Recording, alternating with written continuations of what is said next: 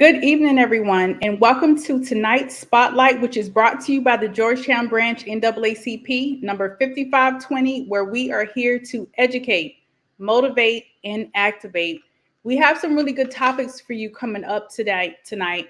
And if you would, please share this video to your platform so that others can see the information that we have. We're going to be talking about the Santee Cooper lawsuit settlement distribution, as well as housing and the press the media press today, as well as election and some announcements that we have for the community. So please make sure that you go ahead and invite everyone online. But let's go ahead and bring on our panelists. We have the president, Mr. Deontay Winchester. Good evening. And our Hello, political action. everyone. Hi. How are you? All right, coming right back at y'all with a special edition. That's right. And Mr. Sheldon Butts, he's our political action chair for the state conference. Thank you for joining us. How are you? Yeah, I'm doing just fine. It's a good day to cause some good trouble for some good reasons. Exactly right. And it seems like some folks will not understand what's going on in the community, specifically the Black community. You have to be in it to win it. You have to be part of it to know what's going on. So please, if you will, go ahead and share that information. This is the NAACP Spotlight, Georgetown Branch. First topic, let's go ahead and jump straight on into this. Let's talk about the housing situation that we have in Georgetown. That's a pretty big topic from my understanding. I don't know who wants to start. I do know that there was a media press today about the housing situation going on in Georgetown. Now, what I do know is that over the past few years, affordable housing, okay? Let's talk about affordable housing. Affordable housing has been an issue in Georgetown County, period. For quite some time, things have been shifting in terms of what's going on in our community, where even down to buying a home, whether it's affordable or not, has been in the short pickings. Am I right? Yeah. Yes, absolutely.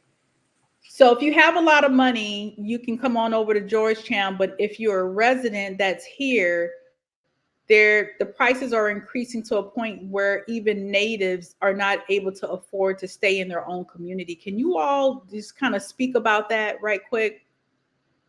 Mr. President, you go ahead. Since you had that press release today, I'm going to let you go ahead and defer to you to start this off for me, please. Thank you. Well, I'll do a little bit about the history, and I'll let you recap the press conference if that's okay, Mr. Butts. Absolutely. Well, the reason for the press conference on today was because of the dire situation we have currently in the city of Georgetown and Georgetown County as a whole.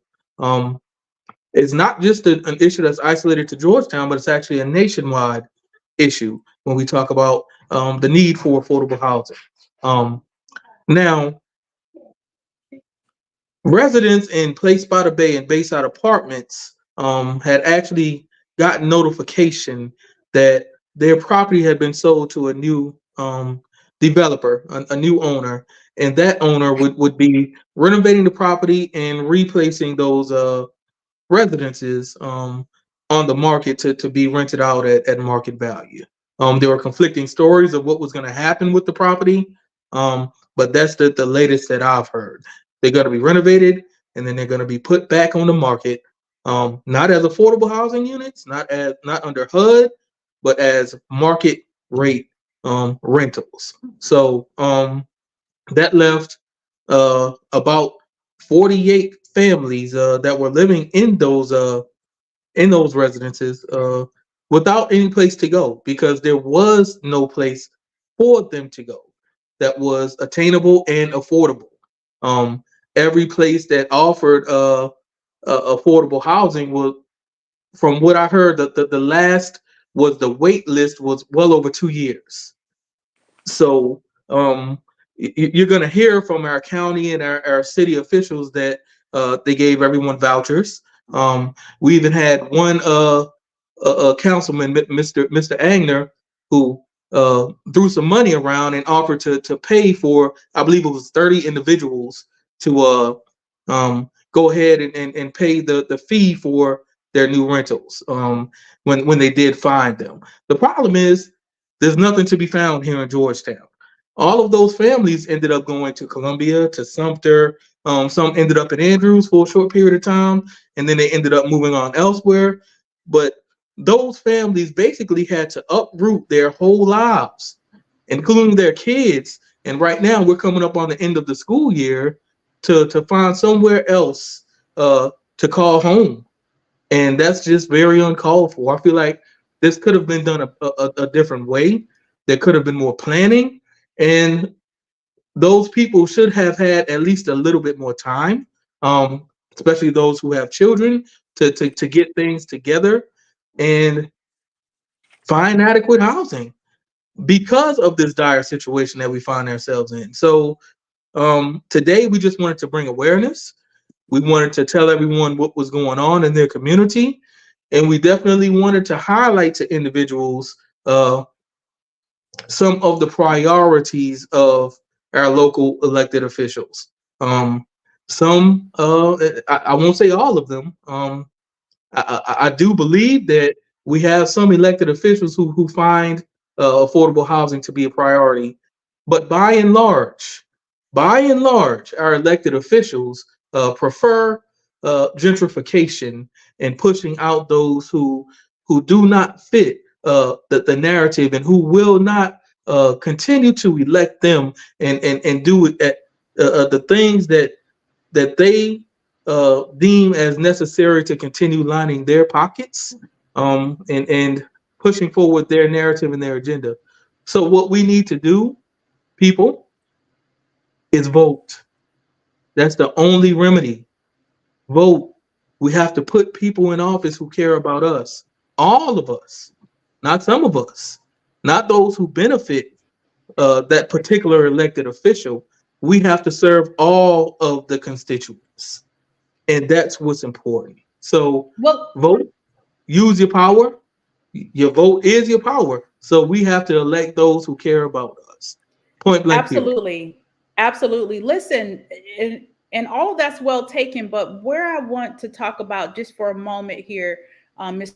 President, is that a couple of years ago, I can remember going down to meetings with the county for the county to approve land usage for affordable housing, which Uh-huh. is different than low income housing.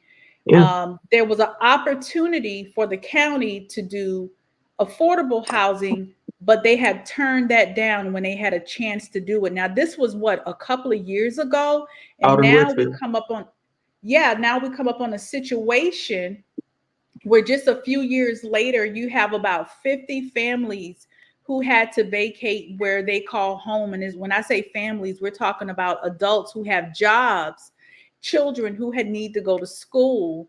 They are having to be uprooted and go to someplace else Yeah. because there is not any available affordable housing in Georgetown County, which is problematic. Can you speak to us about affordable housing, either one of you, in terms of the impact that it's had that our county had the opportunity to approve it, and now you're in a situation where not only residents at a place by the bay were evicted, but also there's another apartment complex where those individuals were in jeopardy of being evicted if it wasn't for some other uh, I call it ordinances, those people would have been kicked out of their homes as well. Please speak to that. You want to grab that one, Mr. Butts? Yeah, I think and I believe in my heart of hearts that leadership within the county of Georgetown and the city of Georgetown have a problem understanding what empathetic leadership style is. And that leadership basically focuses on and identify with others and their understanding and their points of view. And not only just we're not talking about wants and desires, we're talking about basic needs. Empathetic leaders take a genuine interest into the people that are around them and the people that who have elected them to represent them in the county and in the city, and that's just not happening when it comes to housing.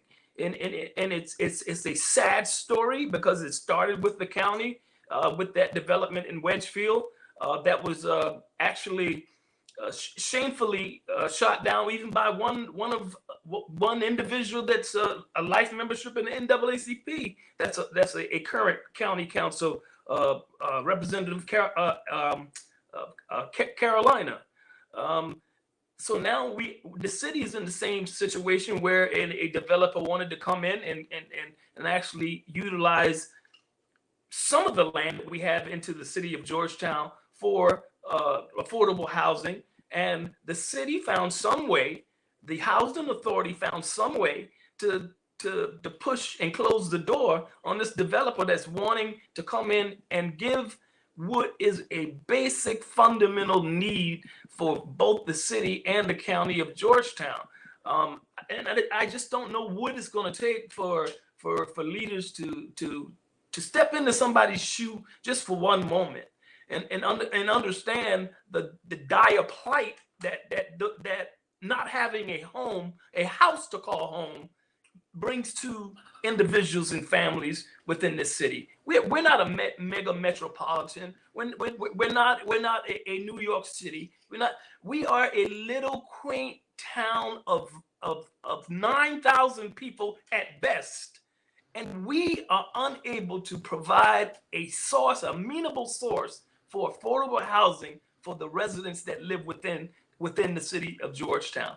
That has to be an issue going forward with, again, the president said about elections has consequences. That has to be the driving force coming up in November, not only for the city of Georgetown, but for the county of Georgetown. It's great that these leaders have their humble abodes of $1 million structures and $250,000, $250,000, $500,000 structures that they call home, but they have citizens that believe in them and that they voted for and that trust in them, that they cannot entrust that they will have a genuine heart and be concerned about, again, a human need, housing, affordable housing. We have to move on, y'all. And I know that. But you touched on one thing that I have to circle back on real quick, Ebony. I'm sorry. Empathy. That word empathy. You know, empathetic leadership does not say, I told y'all a year ago that you were going to get put out of your house. You should have had somewhere by now to find to live, knowing full well that there was nowhere to go. An empathetic leader will say, look, I understand what's going on, and I'm sorry that you're leaving and that you have nowhere to go. Let me do everything I can to help you find somewhere. And that's there empathy. it is. And that was the narrative, Ebony, excuse me one more second. That was the narrative that I was trying to drive home this afternoon at the press conference, and Dr. Deontay Winchester did, is that it's not what you haven't done, it's what you have failed to do to address the issues. Don't tell me that well, I agree we have a problem. I want you to agree with me that yes, we have a problem, and this is what we're going to do to actually find a solution to that problem. But again, you got to have empathy. You got to have empathy and compassion to live in that manner. Absolutely. You know, we're one of those areas, even I would say it'd be different if it were maybe other metropolitan areas, but when it comes down to Georgetown, you have to think Georgetown at one time was well over 90% Black, 90% African American, and it's because of the slave trade. You know, Africans were brought right here between Charleston and Georgetown to build this area up to what you see. So when you go on Front Street, that was built by Black people. Absolutely. When you see all those homes and different things that people marvel after, who was it built by? It was built by some Black folk. So you have the history there. People are losing homesteads. We need to have education programs. And one of the things that I want to mention about housing to bring, we know what's going on with Place at the Bay, but I also want to bring a very positive note to this. I actually went over to Habitat tonight. They had their open house, and they have a number of different types of housing that people can build. You can build a stick built home. You can build, they now have cottages for senior citizens, but Mhm. they have a new project going on and it's called Hope. They are getting containers, shipping containers, like what you see on the back of 18 wheelers. And they are retrofitting those for individuals to be able to afford a house, y'all, for about $25,000. And they have since changed the ordinances in the city to allow these homes to be able to build so that people can have a sturdy place to live. But that's going to take some time. There are organizations out here that are helping people with housing. Please contact the NAACP if you've been affected, or you're a family at the Place by the Bay. But also, please contact our local resources who are available, who can talk to you and put you in a program to talk to you about home ownership, about finances, about what it takes to get your own home built. Those are long-term solutions that I think that are great, but we need help now, and we shouldn't be in a situation where 50 families are looking for housing, not when we could have done something about it 2 years ago.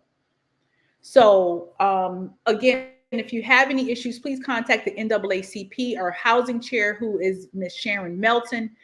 You can give her a call. I'm not sure. They have a number of other methods that you can reach out to some legal assistance and get help.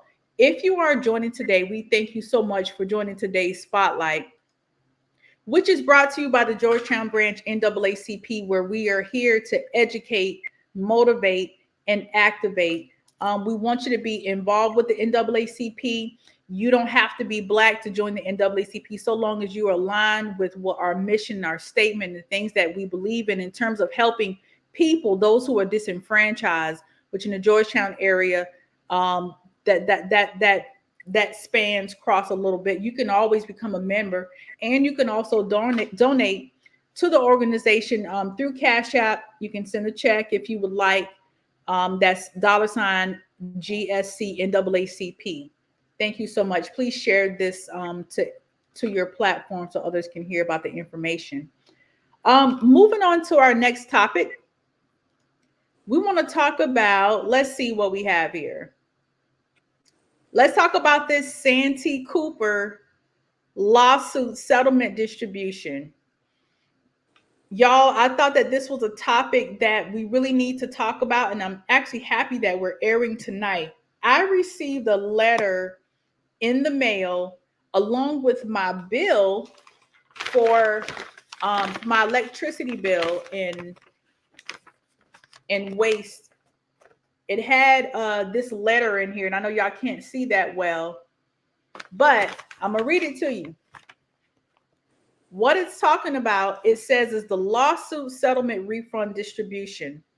As part of the lawsuit regarding rates collected for a canceled summer nuclear station project in Fairfield County, the city of Georgetown received two settlements distributions, determined that a portion of the rates that was paid between January of 2007 and January of 2020 will be refunded to current customers from the second settlement.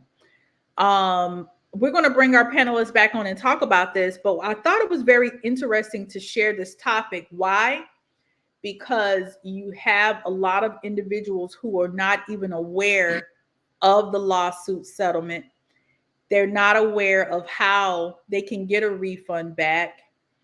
But the deal is, if you've had any type of electricity with the city, you can send them an email by tomorrow. Now, how am I just getting the letter? But anyhow, you got to send an email by tomorrow. That's April the 19th, and wait 5 business days to hear about this refund. Um, Anybody get the letter? I was just I, about to say, that the people are unaware because there's a failure to communicate. We use Santee coupon at my Georgetown residence, and I did not receive that letter myself. So I know there has to be many more. Right. Well, when I saw it, what I thought was that there are going to be a number of other residents who probably didn't know about it. That all you have to do is send an email to Santee Refund 2024 at georgetownsc.gov. I've got it at the bottom of the screen here so you can see it. So if you are a resident and you have utilities in Georgetown, you can send an email by tomorrow. That's April the 19th to get this refund. I don't know how much the refund is going to be. And it doesn't matter how much the refund is going to be. I don't care if it's $100. I don't care if it's $1. One thing about it is if you don't pay your light bill, you go ahead and owe them 25 cents if you want. They're going to cut it off. They're cutting it off. I don't care how much you owe them. So if they owe you anything, you should be entitled to that. So please send your email over to Santee Refund 2024 at georgetownsc.gov. Mr. Butts, I know there were 2 settlements. Why do you know why are residents only entitled to one part of the settlement? From my understanding is that we have the city of Georgetown purchases their electricity from Santee Cooper, and the cash cow to keep the city of Georgetown afloat and in existence, she turns that electricity purchased by Santee Cooper and sell it to the residents at a higher rate. Isn't that illegal? So there has been questions over the last 10 years that I'm aware of with reference to, I know it went to a circuit court and it was settled in a circuit court that it was not legal to do. However, I don't know if that individual who sued the city took it to the South Carolina Supreme Court or took it to a different level. But it's very questionable. It's a very thin line between helping the citizens versus making a profit, a direct profit, the only profit off of the backs of the citizens. Even if it is legal, that doesn't make it ethical. Correct. Absolutely. And that's one of the things I have a problem with this settlement and reimbursement initiative. If the city's already done their due diligence to see that a certain amount of citizens from beginning period time till end period of time are in that boat that they qualify for this rebate, why does that individual have to reach out to them if you already know who the individuals are, the citizens are? You have the records. go ahead and you make the action and give it to them versus a citizen contacting you to ask, number one, if I'm on that list. I have a big problem with that. I have a big problem with it too. I work with senior citizens, and one of the questions we ask them is, "What's your email?" And you know what the response is? Probably 60% of the time, "Baby, I don't know how to work that thing." Mm-hmm. I'm telling you what they tell me. They don't know how to work that thing.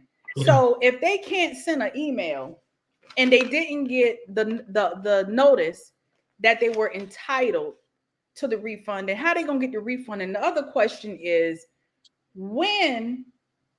at what point are they gonna refund the people who might have moved away, like of those 50 families that could have been entitled to a refund on those electricity bills? Because when I'm looking at this paper, it looks like there's not going to be an actual check that's distributed. They're going to put a credit on a current utility bill. The problem is, if you have 48 families that just moved out of the city of Georgetown, you have further disenfranchised them by not having a method of being able to give those individuals their distribution, fair distribution for utilities that they could have had during that time.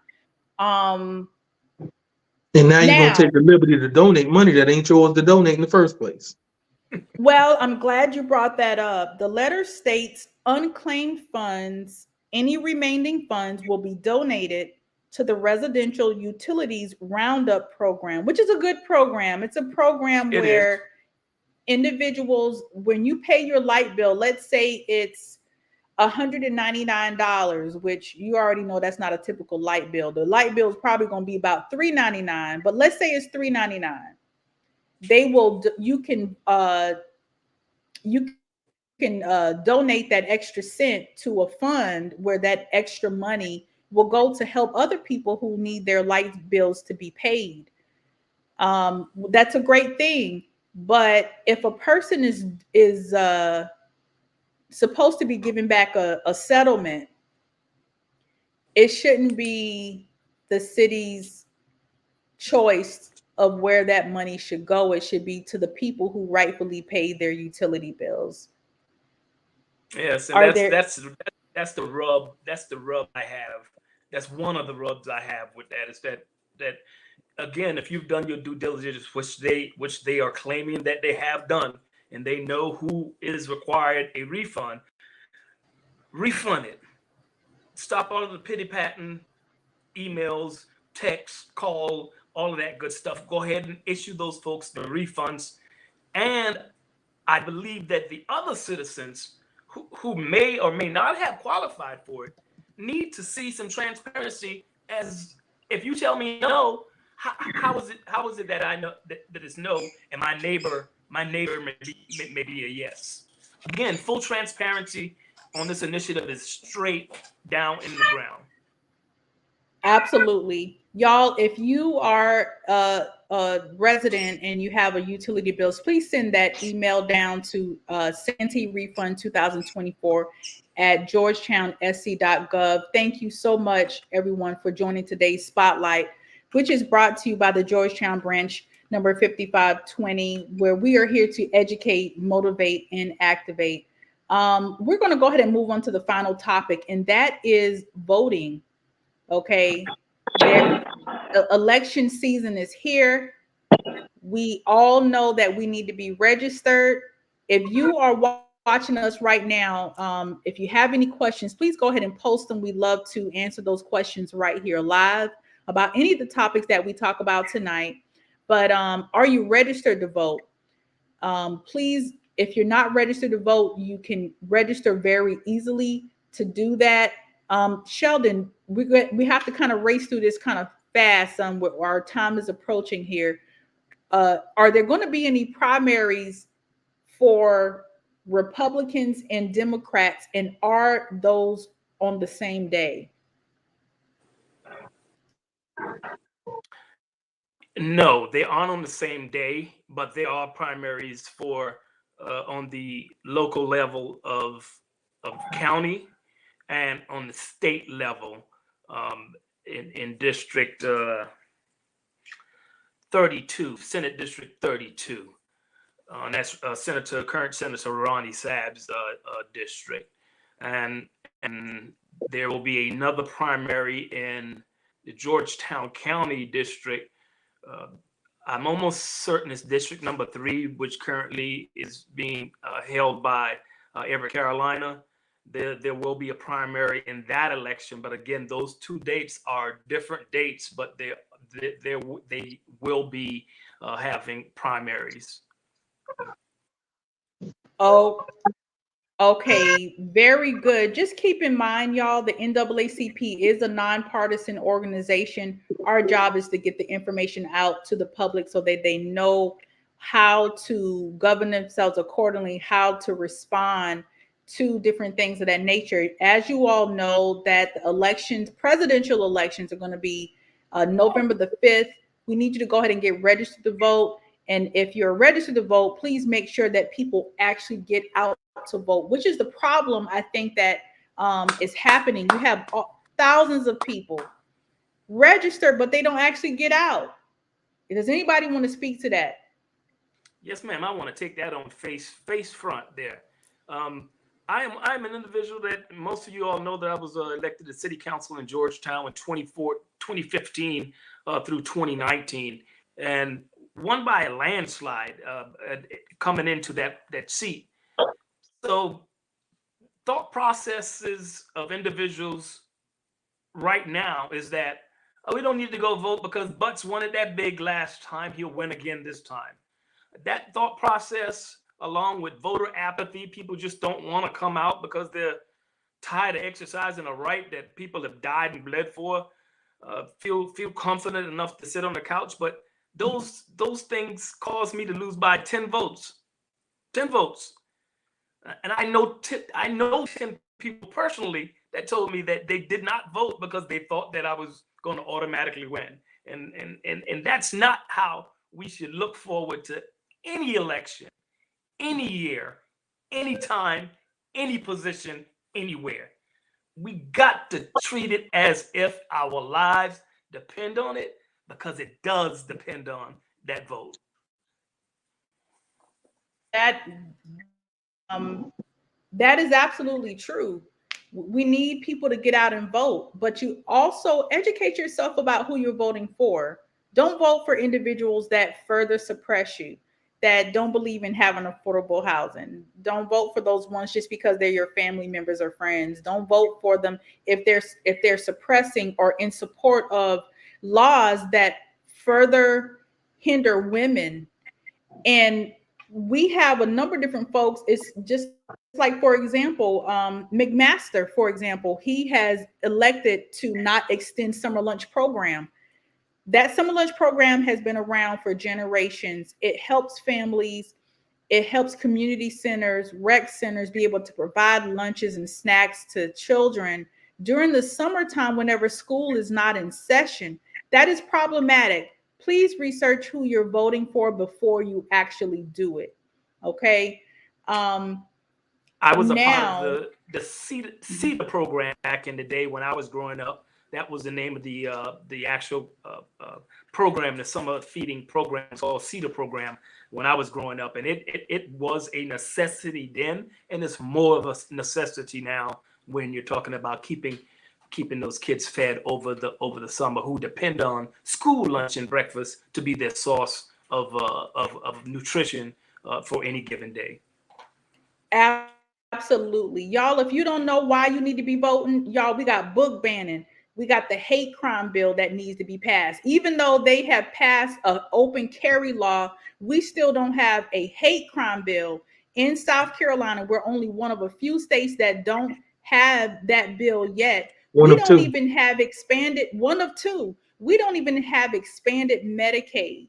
Okay, there are all type of reasons to get out and vote. If you are a woman or have a daughter, a niece, whatever the case is, if you have a person in your family that is in the LBGTQ plus community, and there are individuals who are suppressing them or making them a disadvantage and restricting their rights, you do not need to vote for them. But you need to know that ahead of time. We appreciate you so much for joining today's Spotlight, which is brought to you by the Georgetown Branch NAACP. We do have a couple of announcements.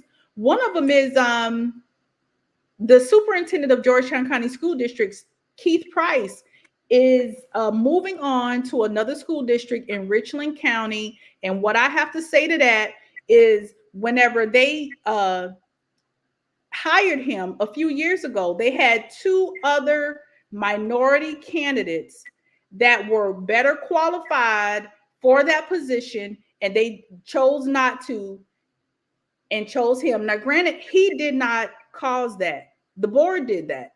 Hopefully, the board will learn from that, that you need to use your own rubric, vote, and choose and select people that are good for the community, the students, and who will be invested in the community. Any thoughts on that? Any other announcements? At the Only end of the thoughts day, on that is thank you, Lexington One. We appreciate you. And that's all I got on that. But keep an eye out for upcoming spotlight shows.